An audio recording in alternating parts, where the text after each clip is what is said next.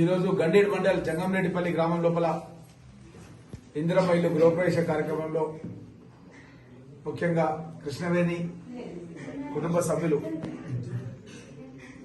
నర్సింహులు గృహప్రవేశ కార్యక్రమానికి మా యొక్క అధ్యక్షులు జితేందర్ రెడ్డి మరియు వారి బృందం అంతా కూడా కలిసి మా హరీశ్వర్ రెడ్డి ఎండిఓ మన హౌసింగ్ అధికారులు ప్రతి పల్లెలో ప్రభుత్వం ఇచ్చినటువంటి 3,500 ఇళ్లని ఈ విధంగా గృహప్రవేశాలు చేస్తూ ఒక పండుగ లాంటి వాతావరణంలో రేవంత్ రెడ్డి గారు ముఖ్యమంత్రి అయిన తర్వాత తెలంగాణ రాష్ట్ర వ్యాప్తంగా ప్రతి సంవత్సరం ప్రతి నియోజకవర్గానికి 3,500 ఇండ్లు ఇచ్చి ఈ 5 ఏళ్లలో 17,500 ఇండ్ల నిర్మాణం చేయాలని, ఇంకెక్కడన్నా అవసరం పడితే ముఖ్యమంత్రి గారు ఇంకొక 2,500 ఇండ్లు ఇస్తే 20,000 ఇండ్లతోన 1,000 కోట్ల రూపాయలు అవుతాయి.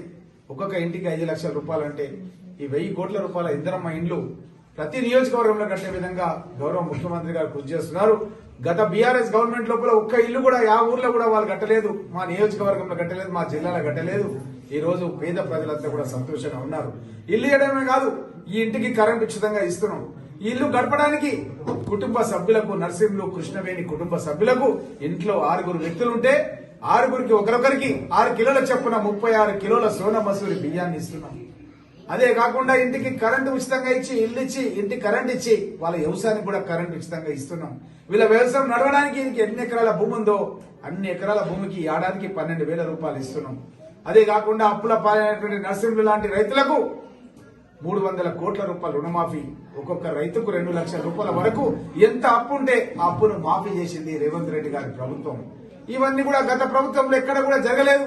వీళ్ళ పిల్లల్ని చదివించుకోవాలని వాళ్ళు హాస్టల్కి పోవాలన్నా, వాళ్ళ మహిళల ఆరోగ్యం బాగాలేకుంటే హాస్పిటల్కి పోవాలన్నా, హైదరాబాద్ పోవాలన్నా, వాళ్ళ కొడుకో బిడ్డనో మన్మడ ఉడితే గుడికి వెళ్లి మొక్కు తీర్చుకోవాలన్నా, యాదగిరి గుట్టకు పోవాలన్నా, రాజన్న సిరిసిల్లకు పోవాలన్నా, బాసరకు పోయి అక్షరాభ్యాసం చేపించాలన్నా తెలంగాణ రాష్ట్ర వ్యాప్తంగా ఆర్టీసీ బస్సులో ఉచిత ప్రయాణం కల్పించింది.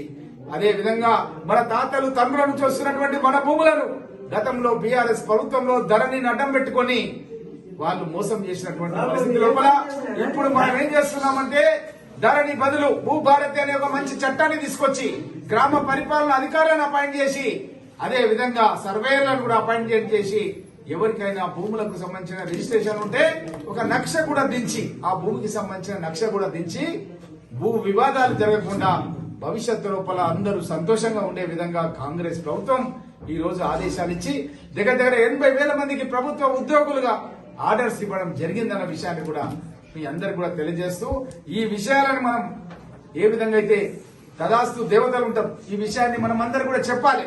చెప్పకుండా మనం ఎవరిది వాళ్ళ నోళ్లలో పెట్టుకుని ఉంటే తదాస్తు దేవతలు పైనుంచి తదాస్తు అంటే మన సంగతిగా అంతే సంగతి. అర్థమైంది కదా?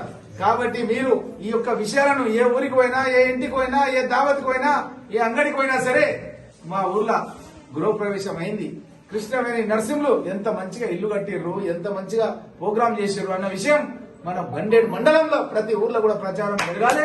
వాళ్ళకు కూడా ఇల్లు కట్టిన విధంగా ప్రభుత్వం ప్రోత్సాహం చేస్తుంది.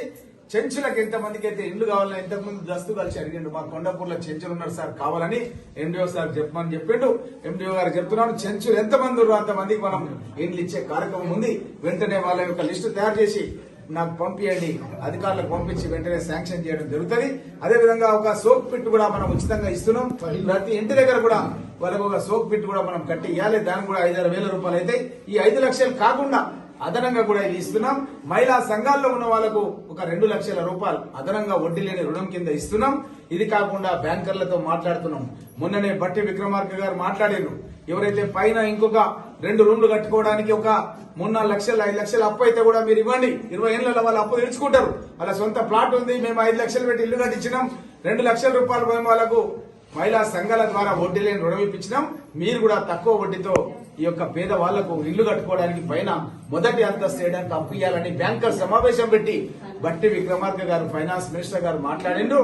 మేము కూడా బ్యాంక్ అధికారులతో మాట్లాడి తప్పకుండా మన నర్సింహులు మన కృష్ణవేణి లాంటి వాళ్లకు తప్పకుండా పైన కూడా ఒక అంతస్తు చేపిచ్చిస్తే చిన్నపిల్లలు తెలియజేస్తూ ఈ విధంగా మొత్తం మన నియోజకవర్గాన్ని రాష్ట్రంలోనే ఒక అభివృద్ధి చెందిన నియోజకవర్గంగా చేయడానికి ఎల్లప్పుడూ కృషి చేస్తారన్న మాట తెలియజేస్తూ సెలవు తీసుకుంటాను.